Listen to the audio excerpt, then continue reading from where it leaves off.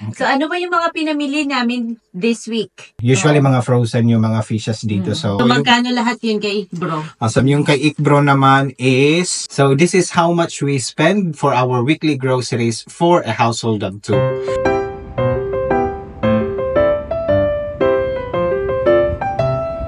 Welcome to Mill Road! Grabe, sobrang lamig. So, naghihintay kami ngayon ng Uber. Namili kami ng mga gulay at fruits ready for another week. Kaya mamaya.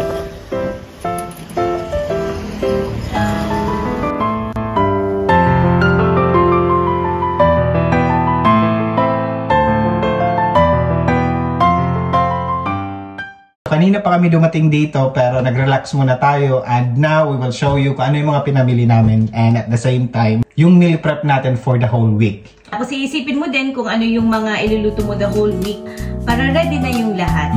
Dahil nga pag mag-start na yung Monday, usually busy na tayo dyan. Wala na masyadong time for pagluluto. So as much as possible, we do it every Sunday. And then grocery and meal prep. So guys, ito na nga. Dumating na si Ikbro, dineliver na sa atin yung mga in-order natin na meat. So, pakita namin kung ano yung mga... Actually, maganda sa Ikbro kasi halal. Halal yung mga meat nila. Bumili tayo ng 2 chicken. Mamaya hugasan natin. Tapos bumili tayo ng ground beef. And then, yung mga kulang natin kanina sa fruits and vegetables. So, bumili tayo ng sweet potato. Or kamote. Kamote is life dito. Kamote is life. Kamote. And then, minsan kasi mas maganda, minsan pag hindi ka makapagluto ng rice, at least may kamote. Maganda ang kamote. Tapos meron tayong mga lemon. Kasi nakalimutan namin kanina yung lemon. Tsaka masyadong madami yung binili namin so hindi na kayang buhatin. And then of course, bumili tayo. At hindi mawawala ang ating vitamin A, yung ating carrot. Pampalinaw ng mata. So usually yung mga basic food na binibili natin weekly consist of meat, meron tayong fish, meron tayong mga eggs, and then fruits and vegetables. Yun, okay. So ano ba yung mga pinamili natin today? So sige nga kung magkano yung nagastos natin for today. We will show you guys later kung magkano yung nagastos namin. Pero ito usually yung parang range ng weekly grocery namin dito sa Cambridge, UK. I'm not sure lang kung sa ibang places mas mura sa kanila or mas mura dito sa Cambridge. Let's see. And comment down below kung mas mura sa inyong lugar. Lipat kami dyan. Alright. So, simulan na natin. Okay, so meron tayong grapes. Okay, grapes. So, para sa prutas. Favorite to ni Martin. So, kailangan palaging may grapes. Matamis kasi siya. So, okay, so maganda grapes. Pa, so, grapes. We have strawberries. Strawberries. Sige. Hindi naman to isang upuan lang. Usually, umabot to ng 1 kasi pa-isa-isa lang naman yung kinakain namin. Isa na naman. Hati na rin for the whole week. Diba? And then ito nalaman ko sa kaibigan namin na nandito din sa UK. Hindi ko kilala yung fruits na to pero nung pinatry niya sa akin para siyang kaimito sa Pilipinas, yung persimmon. Persimmon. So, naging favorite ko na din siya, favorite fruit. Usually matamis. pag mga winter time, meron tayong persimmon. So, yun. Ito, fruits. Masarap to. And then, of course, yung mga vegetables natin. Oh, wait. Sayang, may question ako sa'yo. Knock. Sino yung vegetarian na kapatid ni Bruce Lee?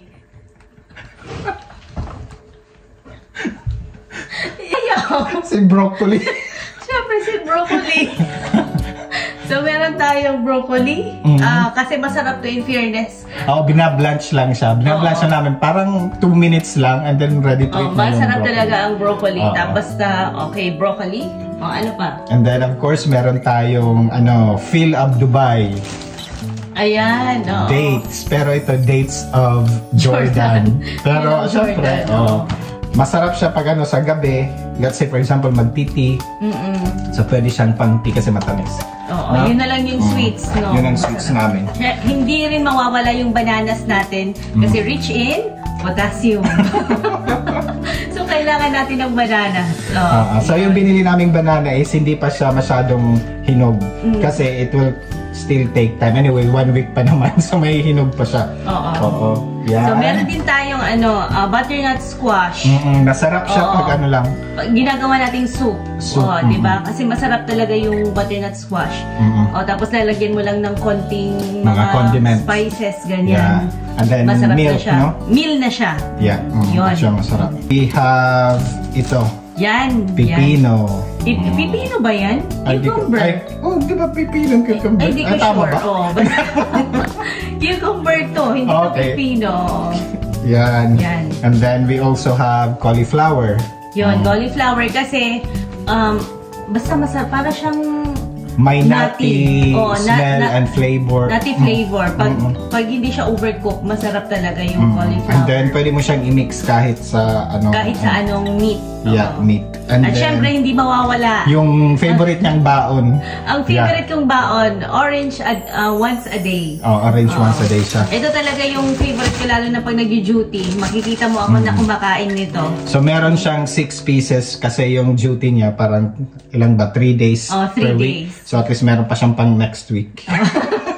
Or pang snack, pwede rin. And then, hindi mawawala yung ating lettuce. Kasi pwede siyang pang wrap. Uso kasi dito yung mga wrap. Halimbawa, magluluto ka ng ulam, tapos instead na kanin, pang madalian, i-wrap mo lang siya dito and then kainin mo na. Yan. And then, ito, nakita ko kasi kanina. Hindi ko alam kung ano to, pero kinuha yung sabi nila is, yung pangalan dito is honey pomelo. Pero sa Pilipinas, lalo na sa probinsya, tawag namin dito is aslong. Suha. Suha pala yung Tagalog yung suha. Suha. Pero sa probinsya, aslong. So, kinuha ko to. Actually, binuksan ko na yung isa. Binuksan ko na yung isa. Kinain na namin kanina yung isa. Kasi gusto ko talaga siya. Maasim. So, for vitamin C, so mostly talaga ng binili natin is mga vitamin C's. So, for all the fruits and vegetables na binili namin, so, binili natin to sa wholesale. Wholesale. Para Hillary dun sa Mill Road. Kasi feeling ko mas nakakamura siya pag nasa wholesale ka talaga kesa dun sa mga grocery stores. So kung meron kayong wholesale sa area ninyo, dun kayo pumunta. Sa lahat na to, binili namin, and it cost how much? Ito lang, 34.41 pounds. So lahat na yan, marami na yan. Ito yung mga fruits and vegetables natin for the whole week, and then para sa mga meat naman natin at yung iba pang mga orders natin na vegetables. Nakulang kasi mabigat na. Nakulang dito is in-order namin sa Ikbro. So naghihintay pa tayo ng delivery mamaya-maya. Papakita namin kung ano yung mga in-order namin and then kung how much din yung nagastos namin doon. Of course, hindi rin mawawala yung rice natin. May rice din naman tayo, pero as of now, hindi tayo bumili kasi meron pa naman. So, meron pa naman tayong rice. Ito, pakita ko. Ayan. Ito yung rice natin. Konti na lang siya, pero meron pa naman. So, mga ilang luto pa to.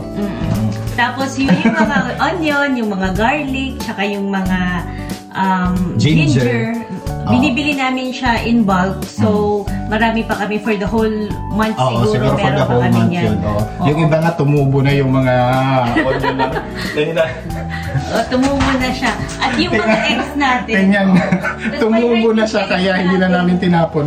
Baka makatulong siya sa oxygen dito sa bahay. So, nilagay ko na lang dito. Tapos yung eggs, ito pa. Meron pa kami from last week. So, nag-order tayo ng 2 trays ng eggs last week. And maganda kasi pag nag-e-eggs ka every day. 2 eggs sa breakfast, di ba? Kasi protein. So may egg pa, so hindi kami bumili. Actually, madami pa siya, so it will last for at least a week pa. And then meron pa tayong mga milk sa fridge. So yun. So as of the moment, yung focus natin is yung mga usual talaga natin na kinakain every week. So ngayon yung mga fruits and vegetables, and then waiting tayo sa ating mga proteins. Meat and chicken and beef. Okay. So see you later, guys. Pakita namin pag mag-deliver na si Ikbro. Total dito sa Ikbro, yung pinamili nating meat and then yung mga kulang natin ng mga vegetables is 35.92 pounds. Tapos, yung sa Hillary's naman, yung mostly fruits and vegetables, nasa 34.41. So, basically, yung nagagastos namin weekly for groceries is between 70 to 80 pounds. Usually, doon naglalaro yung groceries namin for food. Yeah. Itatry natin i-prep lahat. And as much as possible, i-marinate na natin lahat ng mga meat para ready to cook na lang siya throughout the week. Yeah. So, ganun yung gagawin yun. natin.